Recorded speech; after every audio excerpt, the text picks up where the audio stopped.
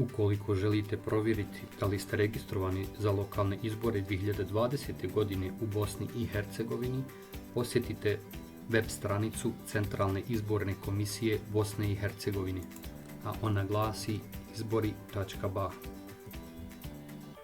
Kao prvo odaberite željeni jezik. Ulaskom u sekciju da li ste registrovani, bit će vam omogućeno da unesete svoje lične podatke. U prvo polje unesite vaše prezime, u drugo vaše ime, a u treće jedinstveni matični broj koji možete naći na vašoj ličnoj karti ili u vašem pasošu.